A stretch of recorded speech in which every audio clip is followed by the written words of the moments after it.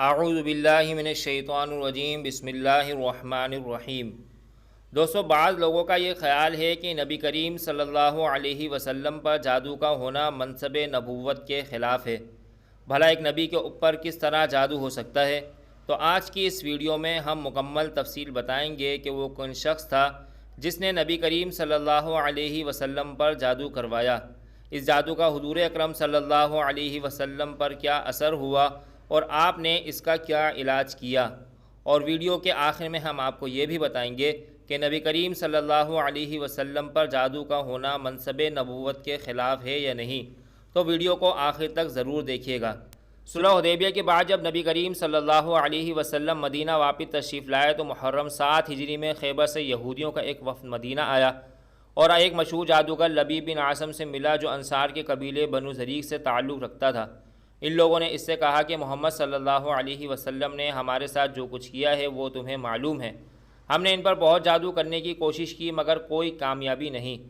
اب ہم تمہارے پاس آئے ہیں کیونکہ تم ہم سے بڑے جادوگر ہو۔ لو، یہ 3 اشرفیاں حاضر ہیں، انہیں قبول کرو اور محمد صلی اللہ علیہ وسلم پر ایک زور کا جادو کر دو۔ اس زمانے میں حضور صلی اللہ علیہ وسلم کے ہاں ایک یہودی لڑکا خدمتگار تھا۔ اس سے باز پرس کر کے ان لوگوں نے حضور صلی اللہ علیہ وسلم کی کنگھی کا ایک ٹکڑا حاصل کر لیا جس میں آپ کے منہ مبارک تھے۔ انہی بالوں اور کنگھی کے دندانوں پر جادو کیا گیا۔ بعض روایت میں یہ ہے کہ لبیب بن عاصم نے خود جادو کیا تھا اور بعض میں یہ ہے کہ اس کی بہنیں اس سے زیادہ جادوگرنیاں تھیں، ان سے اس نے جادو کروایا تھا۔ بہرحال ان دونوں صورتوں میں جو صورت بھی ہو، اس جادو کو ایک نر کھجور کے خوشے کے غلاف میں رکھ کر لبیب نے بنی زریق کے کنویں زروان یا ذی اروان نامی کی تہ میں ایک پتھر کے نیچے دبا دیا۔ اس جادو کا اثر نبی کریم صلی اللہ علیہ وسلم پر ہوتے ہوئے پورا سال لگا۔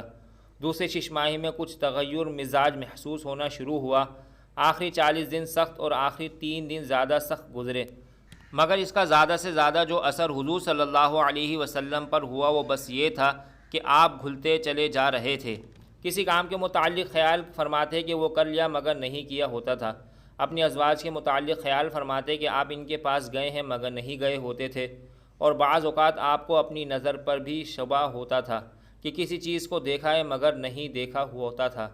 یہ تمام اثرات آپ کی ذات تک محدود رہے ہیں، حتیٰ کہ دوسرے لوگوں کو یہ معلوم تک نہ ہو سکا کہ آپ پر کیا گزر رہی ہے۔ رہی آپ کے نبی ہونے کی حیثیت سے تو اس میں آپ صلی اللہ علیہ وسلم کے فرائض کے اندر کوئی خلل واقع نہ ہونے پایا۔ کسی روایت میں یہ نہیں ہے کہ اس زمانے میں آپ قرآن کریم کی کوئی آیت بھول گئے ہوں یا کوئی آیت آپ نے غلط پڑھ ڈالی ہو، یا اپنی صحبتوں میں اور اپنے وعظوں اور خطبوں میں آپ کی تعلیمات کے اندر کوئی فرق واقع ہو گیا ہو، یا کوئی ایسا کلام آپ نے وحی کی حیثیت سے پیش کر دیا ہو۔ آخر کار ایک روز آپ حضرت عائشہ رضی اللہ تعالی عنہا کے ہاں تھے کہ آپ نے بار بار اللہ تعالیٰ سے دعا مانگی۔ اسی حالت میں نیند آ گئی یا غنودگی طاری ہوئی اور پھر بیدار ہو کر آپ نے حضرت عائشہ سے کہا، میں نے جو بات اپنے رب سے پوچھی تھی وہ اس نے مجھے بتا دی ہے۔ حضرت عائشہ رضی اللہ تعالی عنہا نے عرض کیا کہ وہ کیا بات ہے؟ آپ نے فرمایا، 2 آدمی میرے پاس آئے، ایک سہرانے کی طرف تھا اور دوسرا پائنیتی کی طرف۔ ایک نے پوچھا انہیں کیا ہوا؟ دوسرے نے جواب دیا ان پر جادو ہوا ہے۔ اس نے پوچھا کس نے کیا؟ جواب دیا لبیب بن عاصم نے۔ پوچھا کس چیز میں کیا ہے؟ جواب دیا کنگھی اور بالوں میں، ایک نر کھجور کے خوشے کے غلاف کے اندر۔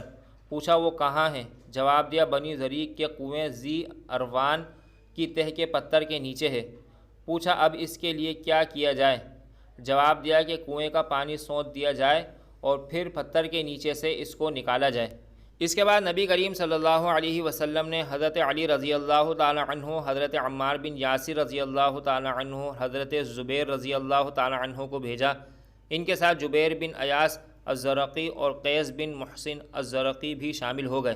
بعد میں حضور صلی اللہ علیہ وسلم خود بھی چند اصحاب کے ساتھ وہاں پہنچ گئے۔ پانی نکالا گیا، وہ غلاف برآمد کر لیا گیا۔ اس میں کنگھی اور بالوں کے ساتھ ایک تانت کے اندر 11 گرہیں پڑی ہوئی تھیں اور موم کا ایک پتلا تھا جس میں سوئیں چبھی ہوئی تھیں۔ جبرائیل علیہ السلام نے آ کر بتایا کہ آپ معوذتین پڑھیں۔ چنانچہ آپ ایک ایک آیت پڑھتے جاتے اور اس کے ساتھ ایک ایک گرہ کھلی جاتی اور پتلے میں سے ایک ایک سوئی نکالی جاتی رہی۔ خاتمے تک پہنچتے ہی ساری گرہیں کھل گئیں، ساری سوئیاں نکل گئیں اور آپ جادو کے اثر سے نکل کر بالکل ایسے ہو گئے جیسے کوئی شخص بندھا ہوا تھا پھر کھل گیا۔ اس کے بعد آپ صلی اللہ علیہ وسلم نے لبیب کو بلا کر باز پرس کی۔ اس نے اپنا قصور کا اعتراف کر لیا اور آپ نے اس کو چھوڑ دیا، کیونکہ اپنی ذات کے لیے آپ نے کبھی کسی سے انتقام نہیں لیا۔